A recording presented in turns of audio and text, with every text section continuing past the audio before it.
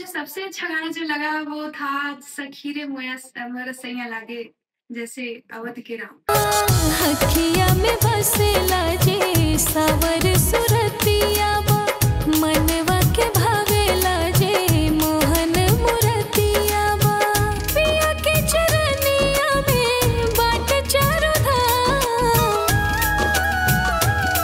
सखी रे मोरा सैया लागे मधुबन के घनश्याम सखी रे मोरा सैया लागे जैसे अवध के राम।